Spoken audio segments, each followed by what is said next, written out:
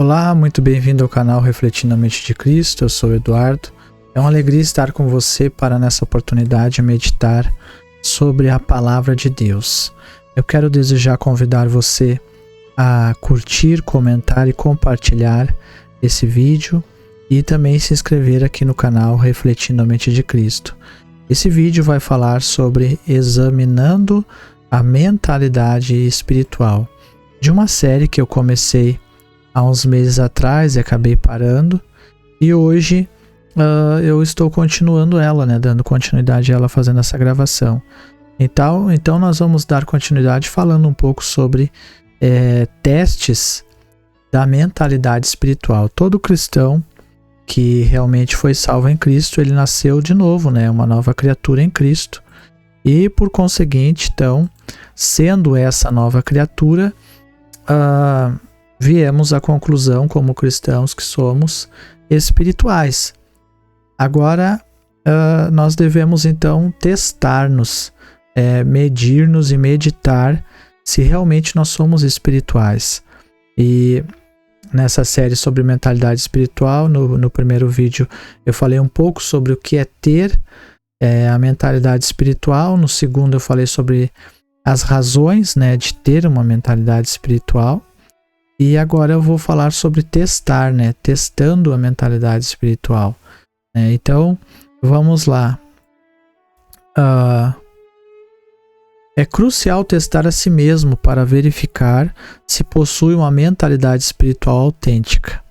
E é igualmente importante assegurar que os testes utilizados sejam confiáveis.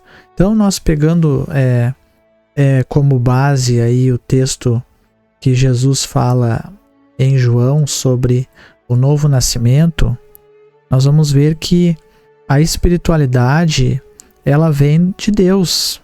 Deus, ele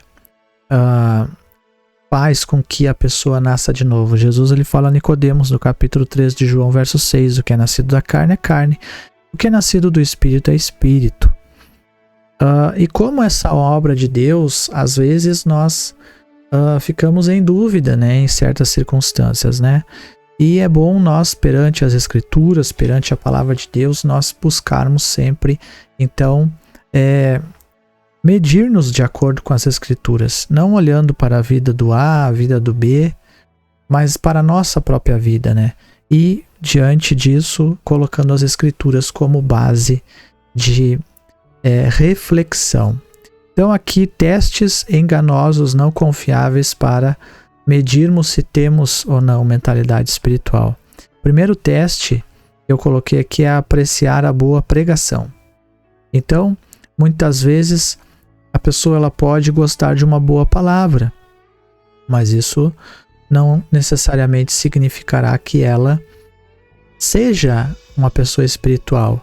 Se você analisar, nós colocarmos aqui a passagem sobre aquela mulher que todos os dias bradava que Paulo e Barnabé eram filhos do Deus Altíssimo.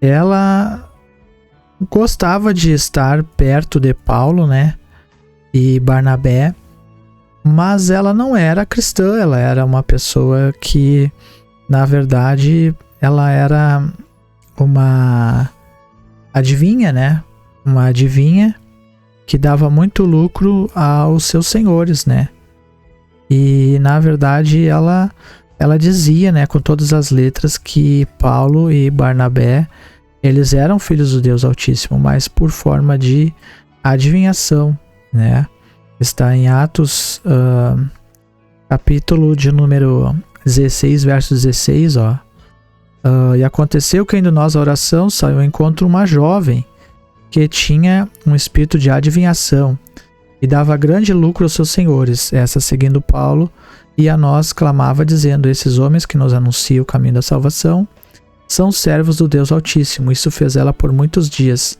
Então veja, conforme Paulo ia indo com Barnabé, pregando pelos lugares, e essa mulher de atrás deles, dizendo: olha, esses que vão são servos do Deus Altíssimo. mas isso não significava que realmente ela era uma pessoa espiritual. Ela não significava que ela era realmente nascida de novo, porque ela era uma adivinha, como nós vemos aqui, né? O próprio Paulo, quando está pregando para um homem da alta sociedade romana, o homem diz para ele: por pouco me persuades a ser cristão. Por pouco me persuades a ser cristão, se eu não me engano. Em Atos, persuades. Vamos ver. A ser cristão. Ele dizia isso a Agripa, né? E disse Agripa a Paulo, Atos capítulo 26, verso 28, disse Agripa a Paulo: por poucos me persuades a me fazer cristão. Porque Agripa estava ouvindo Paulo e ouviu por um bom período, mas não necessariamente se tornou cristão Agripa, né? Então, não necessariamente uma pessoa que aprecia uma boa pregação se torna realmente um cristão. Como também aqueles sacerdotes que ouviam, né, a pregação de Cristo, e muitos da sinagoga, eles até creram, né, mas não declaravam que acreditavam, porque amavam mais a glória dos homens do que a glória de Deus. Eles amavam mais a glória dos homens do que a glória de Deus. Amavam mais a glória dos homens do que a glória de Deus. Então, eles não se declaravam porque eles amavam mais esse mundo. Apesar de tudo, até muitos dos principais creram nele. Mas não confessavam por causa dos fariseus para não serem expulsos da sinagoga, porque amavam mais a glória dos homens do que a glória de Deus. Quem eram esses, né? Eram os principais, né, da sinagoga, os principais dos fariseus que estavam naquele contexto ali, em João capítulo 12, 42, mas eles apenas ouviam, né, quem sabe até externamente, né, se agradavam, mas interiormente não havia realmente uma transformação. Então, apreciar uma boa pregação não é significado nenhum de que a pessoa realmente é espiritual. É enganoso. O gosto por pregações eloquentes pode ser meramente intelectual ou emocional, sem transformação interior, semelhante a solos infrutíferos da parábola do semeador, Mateus 13, 18 a 22, né? E tem o solo que a semente cai em pedregais, que ela nasce mais seca, né? Tem o solo que a semente ela germina e ela cresce os espinhos do lado dela, né, e acaba não sendo frutífera. Então, o que diferencia o genuíno? A pregação é benéfica quando edifica a fé, relacionamento, não apenas o conhecimento. Então, primeiro, para ser algo que realmente é genuíno, não deve então ser algo somente como nós vimos, da boca para fora, intelectual, enfim, não tenha fruto, mas deve edificar em primeiro lugar a fé, né? Em segundo lugar, deve satisfazer as necessidades espirituais profundas. Então a pessoa ela põe em prática, né, a palavra e ela se satisfaz com a pregação.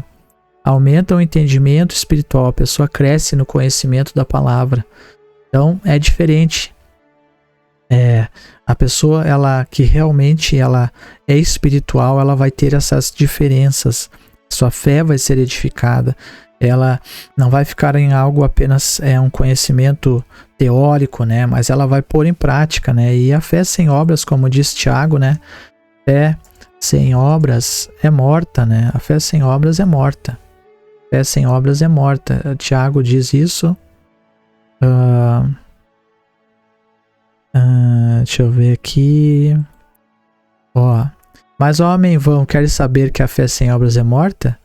Porventura Abraão não foi justificado pelas obras quando ofereceu sobre o altar seu filho Isaque? Bem vês que a fé cooperou com as suas obras. Pelas obras a fé foi aperfeiçoada e cumpriu-se a escritura que diz: e creu Abraão em Deus e foi-lhe imputado como justiça e foi chamado amigo de Deus. Então primeiro veio a fé em Abraão, né? Abraão creu. E essa fé, ela trouxe consigo uma prática, né? Uma prática, uma real atividade espiritual, né? Abraão, ele se moveu em direção à vontade de Deus, né? Então, aumenta também o entendimento espiritual. Então, a pessoa, ela cresce na graça e no conhecimento, né? Cresçamos em tudo. Crescemos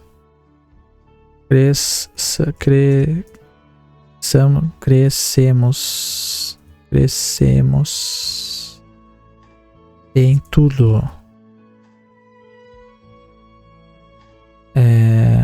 Não, é graça e conhecimento. Graça e... O bom é que a gente pesquisa e sai na hora aqui, ó. Conhecimento. Graça e conhecimento, né? Ó. Vamos ver aqui, ó.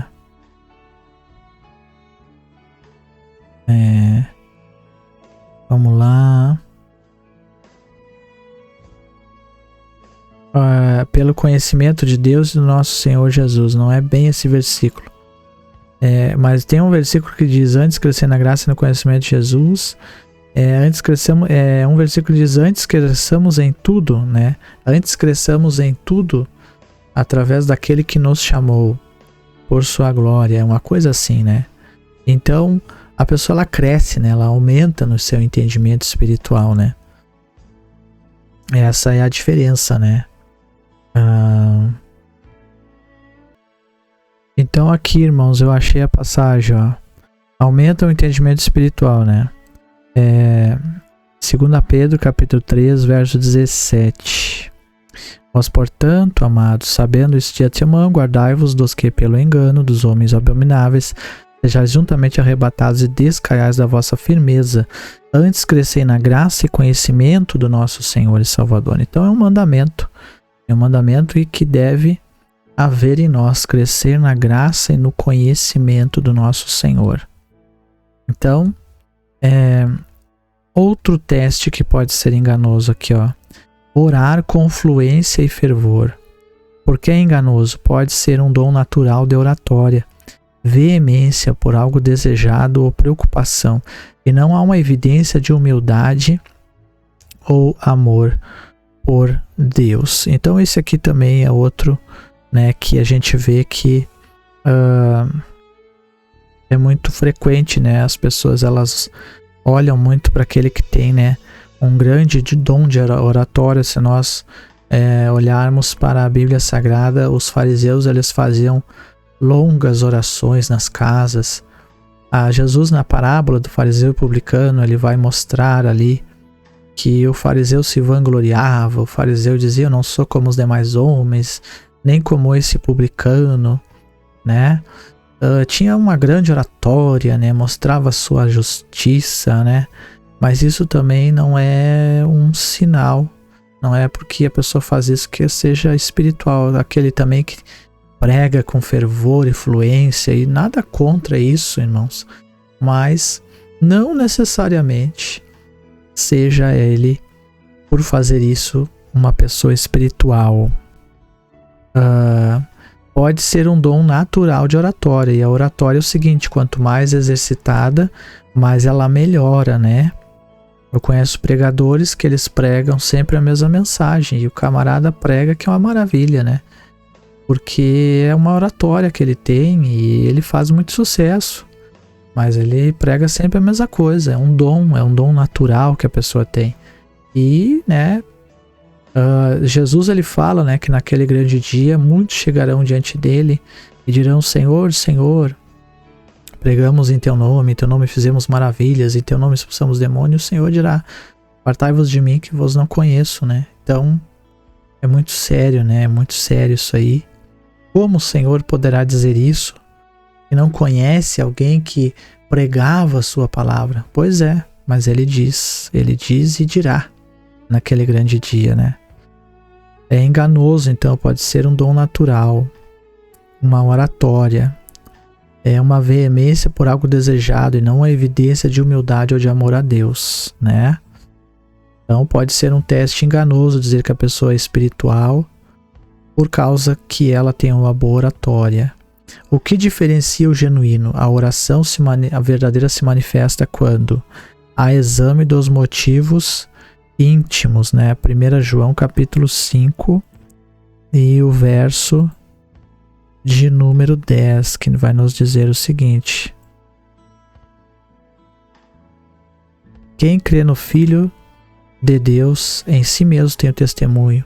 Quem a Deus não crê, o mentiroso o fez, porquanto não crê no testemunho que Deus de seu Filho deu. Então, há um motivo íntimo, no fundo da alma, verdadeiro, né? Deus conhece os que são seus. É um deleite que renova, acalma e consola. Salmo 36, versos 7 a 9.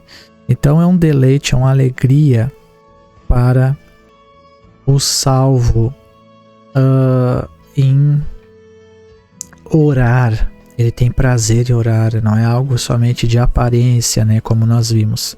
Salmo 36, versos 7 a 9.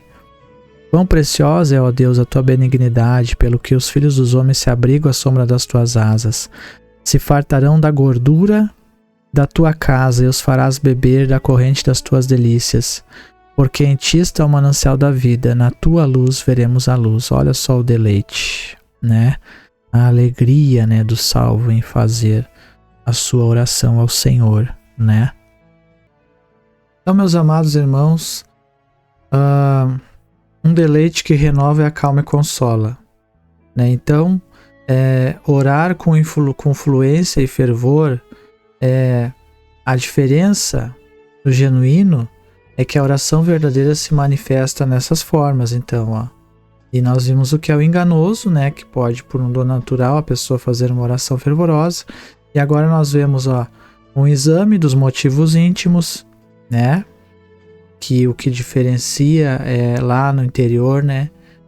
Como está o coração, qual a intenção do coração, né? Qual a intenção da alma, se realmente ela está buscando o Senhor. Gera, então, um deleite que renova, acalma e consola, né? A pessoa fica em paz, a pessoa fica tranquila, né? Ao orar, ela se acalma, né? Isso é outro sinal, né? Que é uma oração verdadeira. Gera um anseio por santidade e vida correta. E a Bíblia diz, né? Seguir a paz com todos e a santificação, sem a qual ninguém verá o Senhor. É uma expressão também do amor de Cristo, né? É outra característica da oração verdadeira e não como só um dom natural de oratória.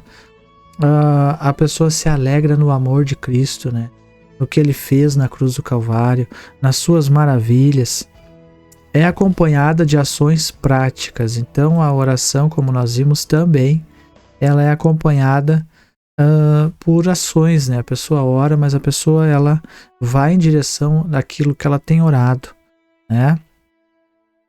Então, aqui também analisando pensamentos espirituais, por estímulo externo, pode ser enganoso, como pensamentos despertados apenas em conversas ou ambientes religiosos são como hóspedes de hotel.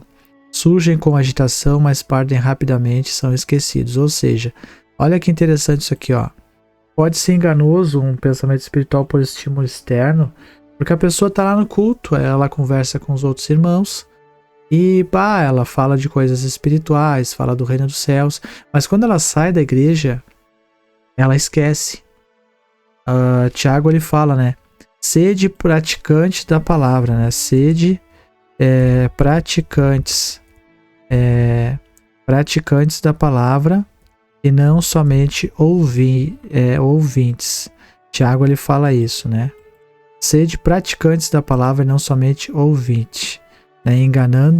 Enganando-se com falsos discursos, né? Enganando-se com falsos discursos. Isso é muito perigoso, né? A pessoa se enganar com falsos discursos, né? A pessoa se pensar que ela é espiritual porque ela está indo na igreja, né? E com os discursos que ela cria lá e também ela ouve, enfim, ela pensa que ela é espiritual e quando vê ela não é, né? Sede cumpridores da palavra e não somente ouvintes, enganando-vos a vós mesmos. Então, olha só, Tiago 1,22, o que mostra? Que a pessoa, ela não é somente no culto que ela deve praticar a palavra e dizer amém, glória a Deus e aleluia, mas no seu dia a dia, lá no íntimo da sua casa, no seu aconchego do lar, onde está o prazer dela, né? É disso que nós devemos atentar, é nisso que nós devemos procurar meditar. Como está a sua vida dentro da sua casa com a sua família, né? Porque às vezes a pessoa, infelizmente, ela tem então esse sentimento, né? Na igreja ela conversa de tudo sobre as coisas de Deus, mas em casa ela esquece de Deus, ela esquece da palavra, esquece do evangelho, ela vive uma vida totalmente contrária àquela fé que ela professa nas quatro paredes da igreja, ok? O que é o genuíno? Os pensamentos de uma mente espiritual são como filhos em casa, ou seja, o irmão falou hóspedes de hotel, né? Que são essas pessoas então que não é um pensamento genuíno, né? Não, vem por estímulo externo, mas vai embora. Mas os pensamentos de uma mente espiritual, eles permanecem, são como filhos em casa, ou seja, são constantes, esperados, sua ausência é sentida e há um ambiente preparado para recebê-los continuamente. Então, pensamentos espirituais, eles são assim. Eles são pensamentos que eles permanecem, eles não saem. E quando a pessoa mesmo, se ela é uma pessoa espiritual, quando mesmo ela tem um sentimento diferente, porque somos falhos, né? Não será em todo momento que nós estaremos bem espiritualmente para estar ali pensando nas coisas de Deus, enfim. Mas nós sempre que pudermos vamos tentar voltar com esses pensamentos, né? Os pensamentos espirituais genuínos, eles tendem a voltar, a pessoa tende a lutar e trabalhar na sua mente para que esses pensamentos eles permaneçam, ok?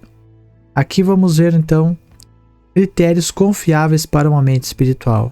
Origem interna, pensamentos e orações que emanam de dentro, não dependentes de estímulos externos. O estímulo externo, ele não é ruim, mas o principal estímulo deve partir daqui para fora. Foi o que Jesus ele falou ali para a mulher samaritana, né? O que Jesus fala? Aquele que crer em mim, como diz a Escritura, rios de água viva fluirão do seu ventre, né? Jesus disse para aquela mulher, Jesus disse, qualquer que beber dessa água tornará a ter sede, água do poço. Mas aquele que beber da água que eu lhe der nunca terá sede. A água que eu lhe der se fará nele uma fonte de água que salte para a vida eterna. Aí o Senhor, ele começa conversando com ela, revelando a vida dela, né? E depois ele vai falar sobre adoração com ela. E mais adiante aqui, ele vai falar mais um pouco, né? Sobre a adoração, os verdadeiros adoradores, enfim, né? E o Senhor, ele mostra para ela então, né? Que essa fonte, a fonte que emana para a vida, na vida do cristão, ela está no interior. O Senhor faz com que ela brote, né? O Senhor diz aqui para ela, olha, que o Senhor lhe daria água viva, né? Tu lhe pedirias, ele lhe daria água viva, né? Então, emana de dentro, é espiritual, é o Espírito Santo que concede vida ao pecador, né? Que está morto. Um morto não produz vida por si mesmo, né? Então é origem interna, pelo poder do Espírito Santo. Frutificação prática, a espiritualidade se traduz em ações e um desejo de viver de modo santo. Então a pessoa espiritual, ela vai ter esse sentimento sempre de viver de um modo que agrade a Deus, né? Seguir a paz com todos e a santificação. sem a qual ninguém verá o Senhor. Esse sentimento, ele não sumirá, ele permanecerá no coração da pessoa, mesmo em meio às circunstâncias adversas. Efeito transformador. A oração e a pregação produzem uma renovação interior, consolo e fortalecimento da consciência. Então, através da oração e da pregação, não acontece somente uma renovação externa, aparente, que você está vendo ali aquela pessoa se renovando, mas acontece uma renovação interior, interna, né? Fortalecimento da mente racional, o sentimento real, pensamentos reais com respeito a Cristo, que levarão, né, a atitudes que condizem. Persistência na adversidade. Mesmo na falta de sentir prazer na oração, a mente espiritual entristece-se com essa falta, tem um histórico de já ter experimentado alegria na oração, vê a seca como um desafio para buscar a Deus ainda mais. Então, a persistência na adversidade, independente da adversidade, a mente espiritual sabe que ela passará e vencerá, triunfará. É que nem Jó falou, né? Eu sei que o meu Redentor vive e que por fim ele se levantará sobre a terra. Então, Deus é fiel, poderoso para abençoar, dar a vitória, fazer a obra numa mente espiritual, criando uma mente espiritual em nós. Não vem de nós esse agir, mas vem do Senhor. O Senhor é poderoso para fazê-lo. E aqui nós vimos alguns exemplos, né? O que é uma mente espiritual, como esquadrilhar uma mente espiritual. A nossa conclusão: a verdadeira mentalidade espiritual não definida por dons, habilidades ou reações emocionais temporárias. Ela é caracterizada por uma transformação profunda de caráter. Fé, amor, humildade, que resulta em uma vida de piedade prática, em um relacionamento constante e enraizado com Deus. Então, essa é a verdadeira espiritualidade, o exemplo da verdadeira espiritualidade. É fácil? Não. Mas o Senhor, ele nos capacita para servirmos. E aquele que começou em nós a boa obra, com certeza até o seu fim, o fim, ele a aperfeiçoará, ok? Então que Deus abençoe você com esse vídeo. Teremos outros sobre a verdadeira espiritualidade. E peço que você comente, curta, compartilhe e não esqueça de se inscrever no canal Refletindo a Mente de Cristo. Até o próximo vídeo, se Deus assim nos permitir. Tchau.